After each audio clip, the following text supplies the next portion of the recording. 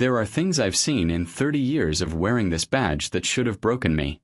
I've pulled bodies from frozen lakes. I've knocked on doors at midnight to deliver news that shatters families. I've watched good people destroy themselves with bad choices. But nothing prepared me for what walked out of those woods on February 14, 2019, carrying little Emma Hartley in its arms. I'm telling this now because I'm dying. Lung cancer, they say. 6 months, maybe 8 if I'm lucky. And before I go, someone needs to know the truth about what happened that night, and all the nights that followed. My name is John Rivers, I'm 55 years old, and I'm a police officer in Pinewood, Montana. Population 342. 343 when Emma came back. Pinewood sits in a valley where the Rocky Mountains seem to swallow the sky. It's the kind of place where everybody knows everybody, where the general store closes at 5, where the only real business is the lumber mill that employs half the town. We get hunters in the fall, some lost tourists in the summer, but mostly it's just us and the wilderness. Thousands of acres of pine forest, granite peaks, and silence so deep it has its own sound. I grew up here. My father was sheriff before me, his father before him. I never wanted to leave, never saw the point. I married my high school sweetheart, Sarah, built a house on the same street where I learned to ride a bike. We tried for kids, but it never happened, and after a while we stopped trying. The job became my purpose. Protecting these people, walking these streets, knowing every face, every name, every story. It's a simple life, maybe too simple for some, but it was mine and I was content. During the day I'd make my rounds, check in on the elderly folks, mediate disputes between neighbors, issue the occasional speeding ticket to kids who thought the mountain roads were racetracks. At night, I'd sit on my porch with Sarah, listening to the wind move through the pines like a living thing, watching the stars punch holes in the darkness. The winters here are brutal. Snow comes in November and doesn't leave until April. Temperatures drop to 20 below, sometimes 30. The forest becomes a different place then, beautiful and deadly. We lose someone every few years. Hunters who wander too far, kids who think they're invincible, sometimes elderly folks who walk out into the cold and just don't come back. The wilderness doesn't care about your story. It takes what it wants. Emma Hartley disappeared on January 8, 2016. She was 6 years old, blonde hair, blue eyes, the kind of kid who'd bring you flowers she picked and tell you stories that went nowhere but somehow made you smile anyway. Her parents, David and Michelle, ran the hardware store. Good people. Church every Sunday, involved in the community, the kind of neighbors who'd shovel your walk without being asked. Emma vanished while playing in her backyard. One moment she was building a snow fort, the next she was gone. Just gone. Michelle had been inside making hot chocolate, looked away for maybe 10 minutes. When she came back out, there was nothing but small footprints leading to the tree line, and then nothing at all, like the forest had swallowed her whole. We searched for weeks. State police came up from Helena, brought dogs, helicopters, volunteers from 3 counties. We combed every inch of those woods, called her name until our voices went raw. I barely slept for the first 72 hours, running on coffee and desperation.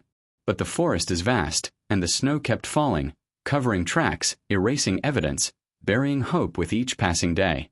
After a month, the official search was called off. The case went cold. Emma Hartley became another name on a list of missing children. Another ghost story parents would tell their kids about why they shouldn't wander into the woods alone. David and Michelle aged 20 years in 20 days. Their marriage cracked but didn't break. They held on to each other because letting go meant admitting she was really gone. I never stopped looking. On my days off, I'd drive the logging roads, hike the trails, searching for something. Anything that might bring her home. Sarah understood. She'd pack me sandwiches, pour coffee into a thermos, kiss my forehead, and tell me to be careful. She knew I couldn't let it go. None of us could. 3 years passed. 3 winters, 3 springs, 3 summers watching David and Michelle try to remember how to live. The town held memorials. People brought casseroles. Life moved forward because that's what life does, even when part of you is still standing in those woods, calling a name that never answers. I stopped believing in miracles. I'd seen too much, Knew too well how these stories ended. Missing children don't come home after 3 years. Not alive, not whole. The best we could hope for was closure, a body to bury, an end to the uncertainty that eats families from the inside. Then came that night. Valentine's Day. Ironic now that I think about it. Sarah and I had finished a quiet dinner. Pot roast, her specialty, and I just settled into my armchair when the phone rang. Dispatch. Old Mrs. Chen had called in a disturbance. Said something was moving around her property, something big. Mrs. Chen lived on the eastern edge of town, her property backing up against the forest. She was 83, tough as nails and not prone to panic. If she said something was out there, something was out there. Probably a bear, I figured, or elk. They came down when food was scarce. I drove out there, radio crackling with static, heater blasting against the 15-degree cold. The roads were clear, but the shoulders were piled high with plowed snow, creating walls that made the world feel smaller, more enclosed. I could see my breath inside the truck despite the heat. Mrs. Chen met me at her door, wrapped in a quilted robe, her face pinched with concern. "It's not a bear, John," she said before I could even ask. "I know bears." This was something else. Something wrong. I followed Mrs. Chen's shaking finger toward her back property line where the pines stood like sentinels against the night. My flashlight cut through the darkness, catching the crystalline surface of snow, the dark shapes of trees, the vapor of my own breath. Everything seemed normal, quiet, just the usual night sounds of the forest settling into its cold sleep. "There," she whispered, gripping my arm.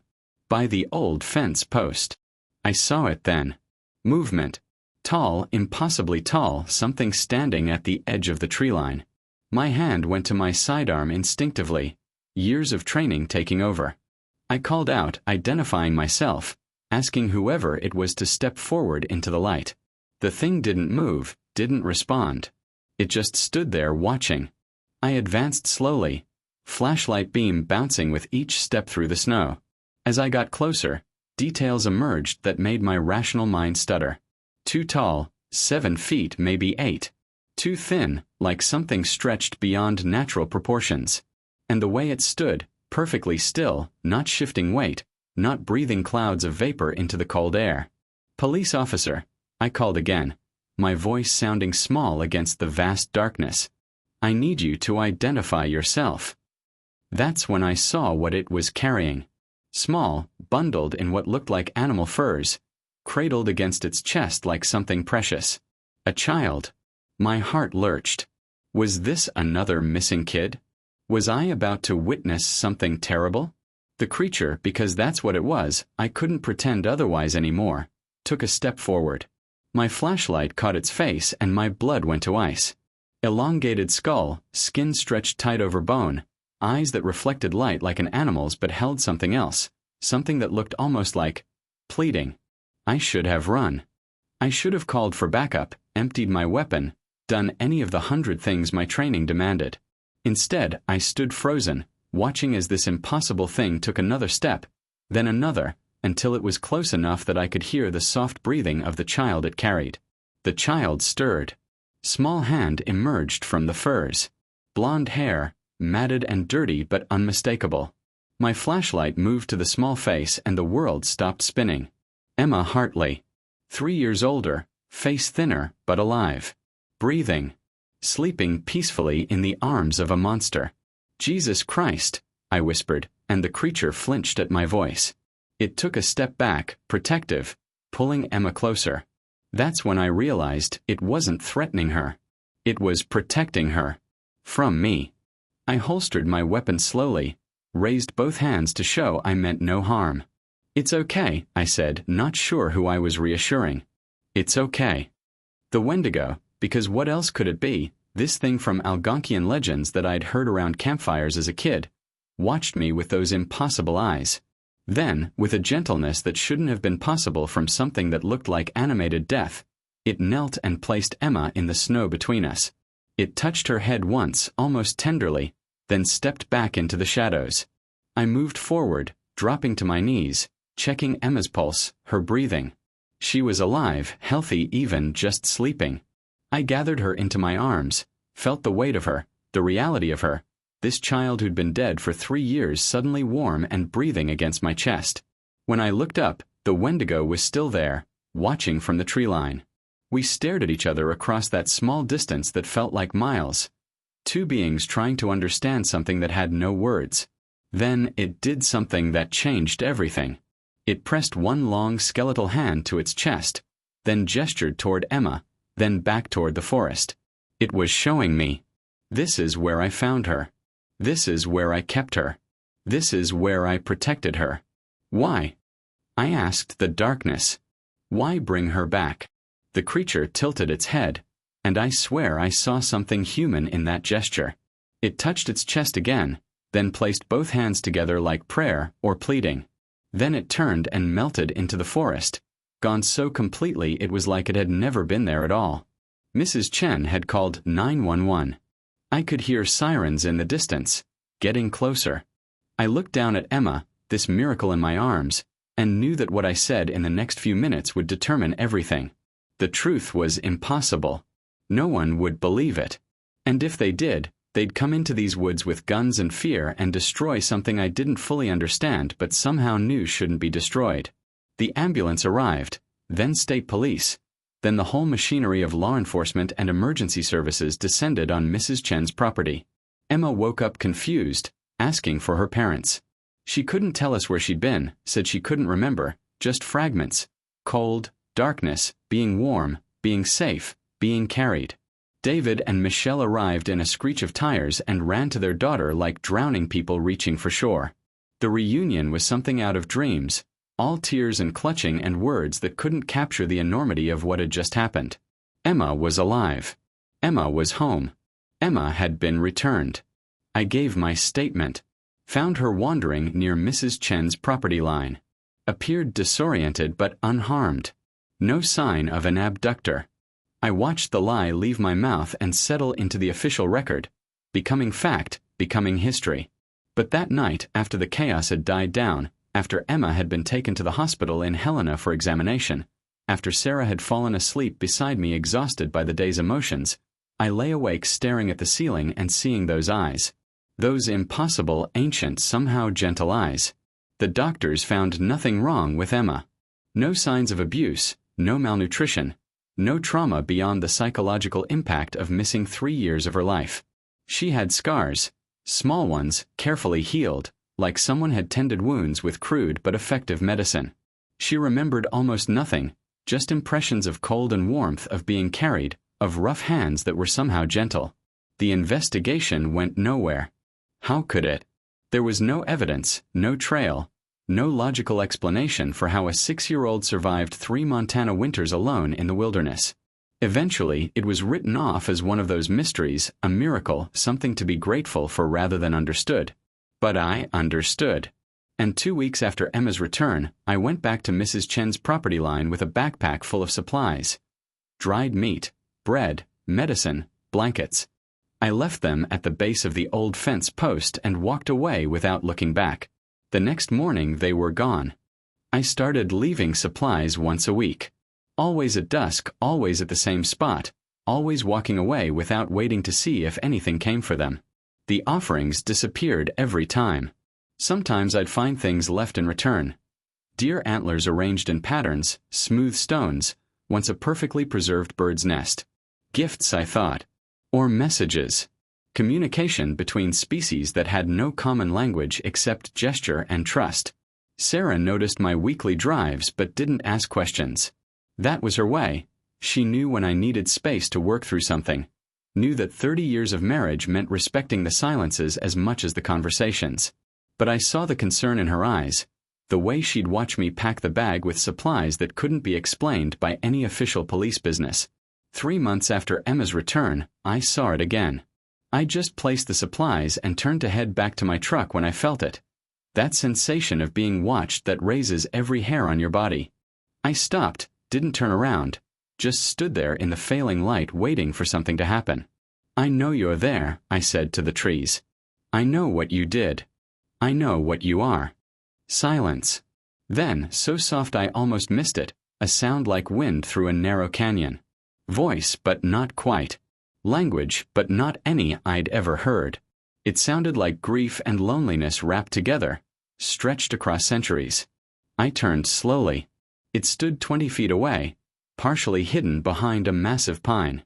Taller than I remembered, thinner, more shadow than substance in the dim light.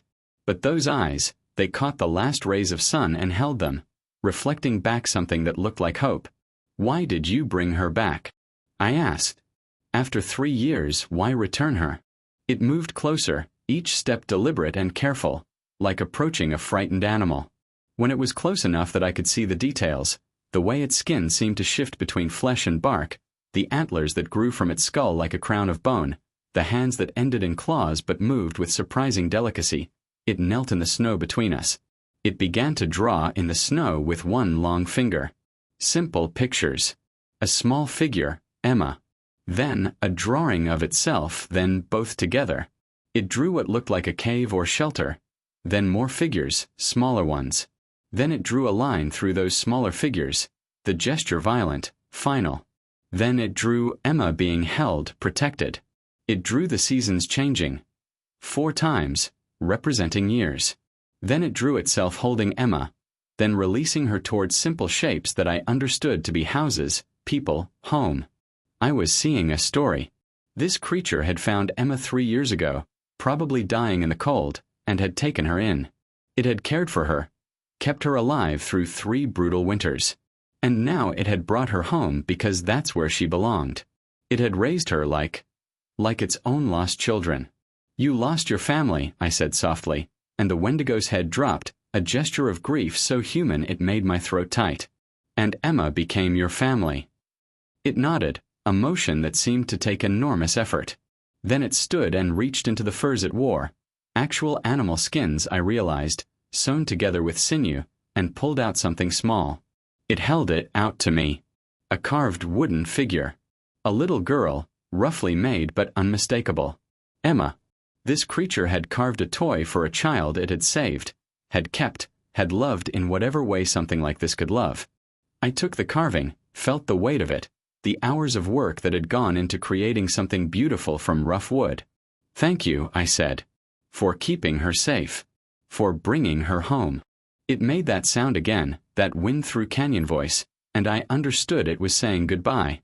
This creature had spent 3 years with Emma, had become her protector, her family, and then had done what any good parent would do. Let her go home where she'd be safe, where she belonged, even though it meant being alone again. "Wait," I said as it turned to leave. "You don't have to disappear. I'll keep bringing supplies. You don't have to be alone." It paused, looked back over its shoulder. In its eyes I saw something that might have been gratitude, or might have been sorrow, or might have been both. Then it was gone, melting into the forest like smoke. I kept my word. Every week, supplies at the fence post. Every week they disappeared. Sometimes I'd find those small gifts, stones, feathers, carved bits of wood. Once I found a small pouch of herbs that, when I looked them up, turned out to be medicinal plants used by indigenous peoples for healing. It was teaching me, showing me the wisdom of these woods that I'd walked my whole life without really seeing. Months turned into a year. Emma adjusted to life back with her parents, started school again, learned to be a kid in civilization after spending her formative years in wilderness. She didn't remember much, but sometimes she'd draw pictures. A tall figure with antlers, a cave with fire, snow, and stars. Her therapist said it was her mind processing trauma through symbolism. I knew better. One day she saw me at the hardware store and ran up, hugged me tight. "Officer John," she said, "I had a dream about the cold place. The tall friend was there. He was sad. What did you do?" I asked, kneeling to her level. "I told him thank you," she said simply, "for keeping me warm." I felt something break loose in my chest. "I think he heard you, Emma." That winter was the hardest in 20 years. Snow came early and stayed late, temperatures dropping to record lows. The lumber mill shut down for 2 weeks.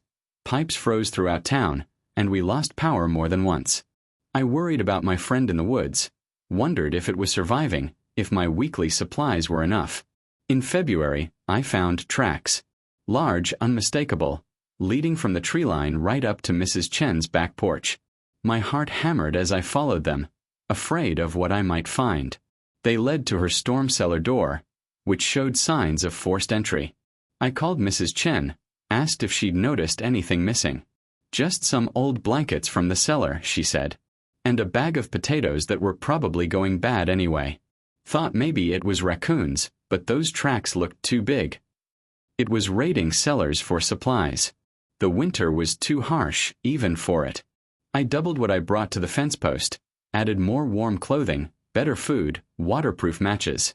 But I worried it wasn't enough, that I'd wake up one morning to news that something had been seen, that hunters had found something they didn't understand and responded the only way humans knew how, with violence and fear.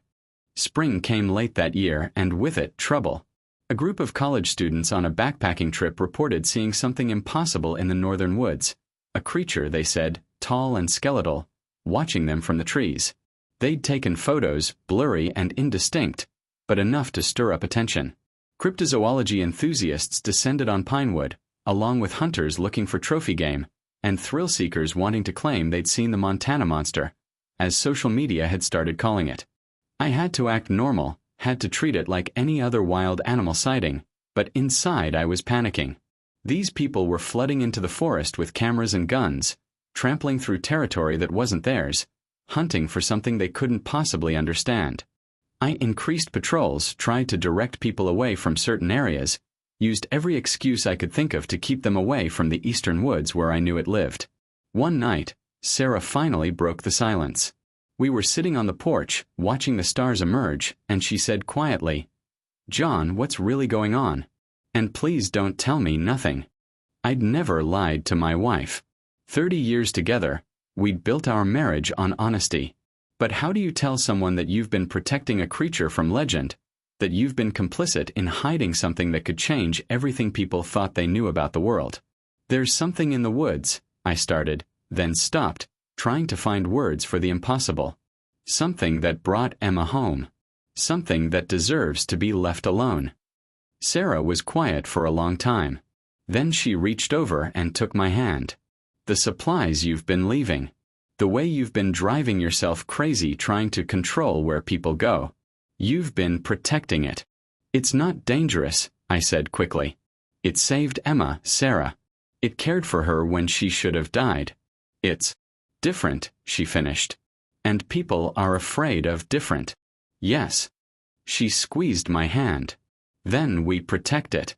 Whatever you need, I'm with you." I felt tears sting my eyes. "You don't think I'm crazy?" "I think you're the most decent man I've ever known," she said. "And if you say something deserves protection, then it does. What do you need?" Together, we worked out a plan. Sarah started a rumor that the sightings were actually a known black bear with mange that made it look strange. She was respected in the community, ran the library, knew how to spread information. Meanwhile, I worked with the State Wildlife Service to issue warnings about a potentially dangerous bear in the area, recommending people stay out of certain sections of forest until it could be located and relocated. It worked mostly. The tide of curiosity seekers slowed to a trickle. But the hunters were harder to dissuade. Men who saw themselves as protectors, who wanted to take down what they perceived as a threat. I understood them. I'd been one of them, in a way, before I learned that not everything strange is dangerous, not everything different is monstrous.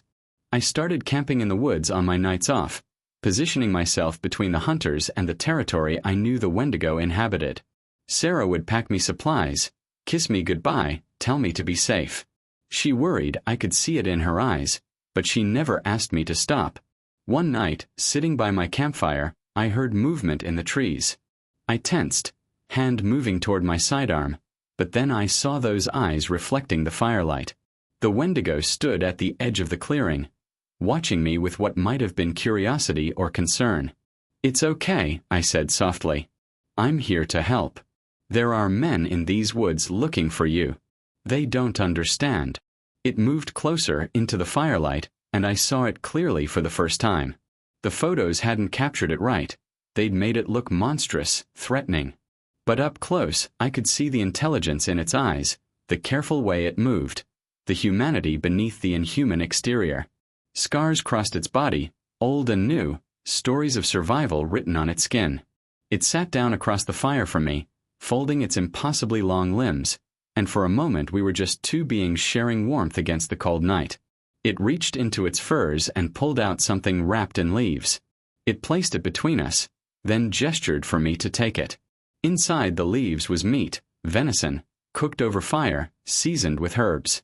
It had brought me food, the way I'd been bringing food to it. An exchange, a friendship, a trust that transcended species. I took a piece, ate it, nodded my thanks. It made that wind canyon sound, softer now, almost peaceful. We sat there through the night, not speaking. It couldn't, and I didn't need to, just existing together in the quiet understanding that sometimes the best way to communicate is through presence, not words. As dawn broke, it stood to leave. But before it melted back into the forest, it did something that still haunts me. It pressed its hand to its chest, then reached out and touched mine, briefly, the contact lasting only a second but carrying weight that could fill volumes. "Friend," it was saying. "You are my friend." "Always," I whispered back. But friendship, I was learning, sometimes means making impossible choices. A week later, a hunter found tracks. Large, distinctive, unmistakable. He rallied others, men with rifles and determination. Men who saw themselves as heroes in a story where they were hunting dragons. I tried to stop them, used every ounce of authority I had, but I was one man against a dozen. They went into the woods at dawn. I followed, knowing I was probably walking toward disaster, toward a confrontation that could only end badly. I found them in a clearing, guns raised, surrounding something I couldn't see. I pushed through the line and saw it, the Wendigo backed against a rock face, nowhere to run. "Stand down," I ordered, my voice carrying the weight of 30 years of authority. "That's an order." "It's a monster, John," said Bill Hutchins, a local rancher I'd known since grade school. "It's been taking livestock, scaring people. It needs to be put down."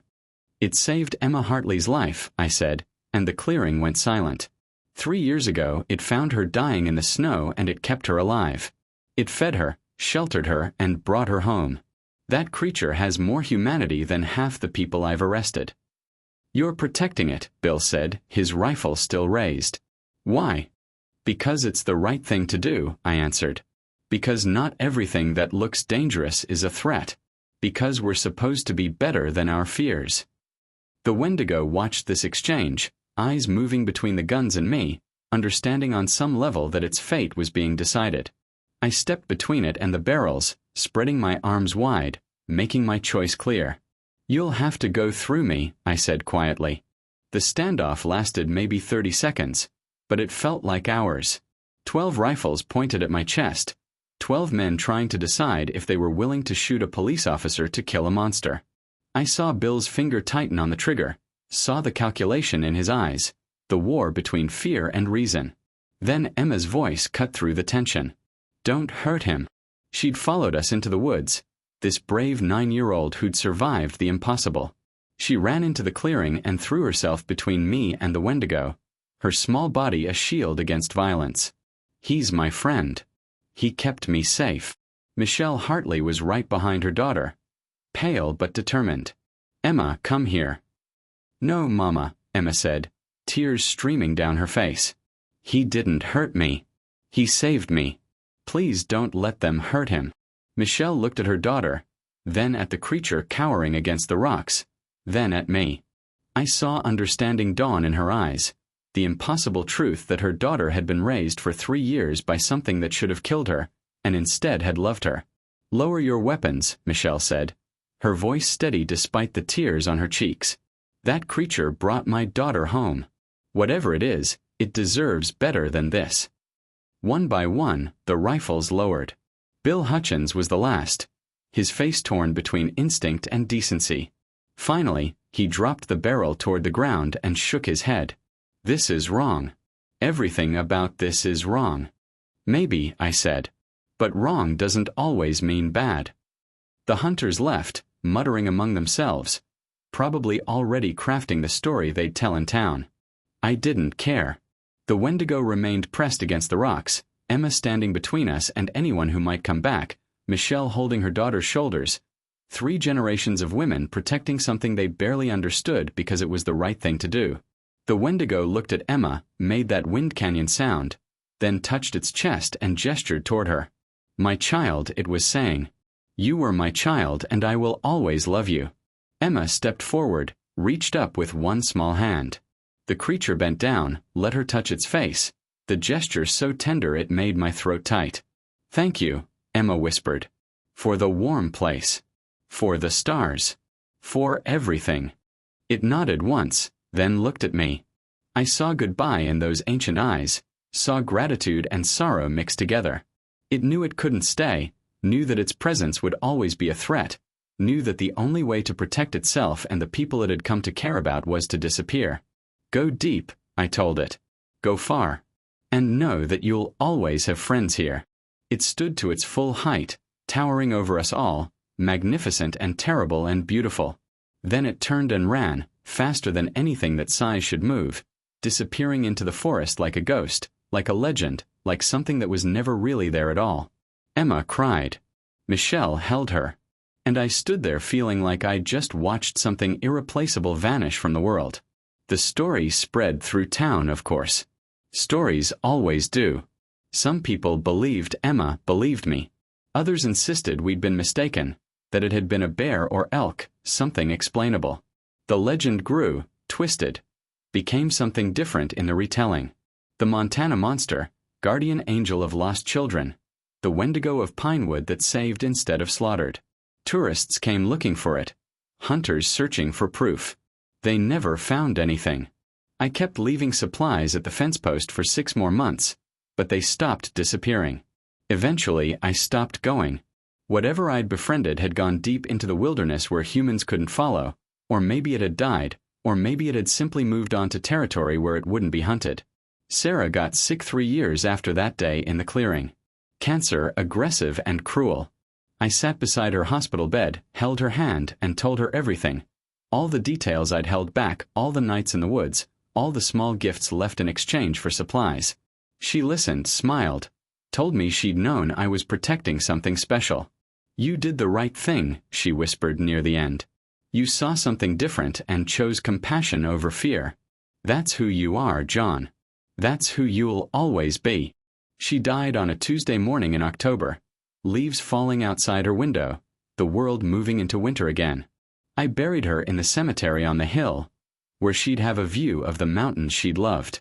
Emma came to the funeral, 14 now, beautiful and strong. She hugged me tight and said, "Sarah was like him, wasn't she? She protected things that needed protecting." "Yes," I said. "She was exactly like him. Now I'm dying too. The cancer they found in my lungs has spread, and the doctors say 6 months is optimistic. I'm not afraid. I've lived a good life, protected people who needed protecting, loved and been loved, stood between violence and innocence more times than I can count. I've seen things that most people never will, learned that the world is stranger and more beautiful than we allow ourselves to believe. I think about the Wendigo sometimes, wonder if it's still out there in the deep woods, still surviving. I hope it is. I hope it found peace, found a place where it could exist without fear, where it could be the complicated, compassionate, impossible thing it was without people trying to destroy it for being different. Emma visits me in hospice. She's 17 now, planning to study biology, wants to work in wildlife conservation. She says she wants to protect things that can't protect themselves. I tell her she'll be good at it, that she already is. She brings me drawings sometimes. Forests and mountains, stars and snow, and sometimes, hidden in the shadows, a tall figure with antlers watching over it all. "Do you think he's still alive?" She asks me during one visit. I think something that survived for however long he survived, something that learned to love across species, across understanding, that learned to let go when letting go meant safety. I think something like that doesn't die easy, I tell her. I think he's out there somewhere, watching over his forest, remembering a little girl he saved and a stubborn cop who decided to trust him. "I hope so," she says. "I hope he knows I still think about him. That I'm grateful." "He knows," I say with certainty. "Trust me, he knows." The machines beep around me, marking time in electronic rhythm. Outside my window, the mountains stand eternal, the forest spreading across their slopes like a dark blanket. Somewhere in those trees, between the legends and the reality, between the fear and the understanding, there's a truth that most people will never accept. That monsters are just things we don't understand yet, that compassion can exist in the strangest forms, that sometimes the bravest thing you can do is stand between fear and innocence and refuse to move. I did my job. I protected and served. Not just the people of this town, but something else, something extraordinary that stumbled into our world carrying a miracle in its arms. I made my choice, and I'd make it again every time. The sun is setting outside my window, painting the mountains gold and red. Soon it'll be dark, and the forest will come alive with things most people never see, never hear, never allow themselves to believe in. And maybe, if I'm lucky, when I close my eyes for the last time, I'll see those eyes again, reflecting starlight, carrying gratitude, reminding me that in a world that often chooses fear, I chose something better. I chose compassion. I chose trust. I chose to believe that something different doesn't have to mean something dangerous, and that sometimes the most human thing we can do is recognize humanity in places we never expected to find it. My name is John Rivers. I'm 55 years old, I'm a dying police officer in Pinewood, Montana, and I spent 30 years protecting people. But the thing I'm most proud of, the thing I want to be remembered for, is the night I chose to protect a monster and discovered it was never a monster at all. Just a parent who loved a child. Just a being who wanted to be safe. Just a friend I never expected to find in the darkness of the forest. And that, more than anything else in my life, was worth protecting.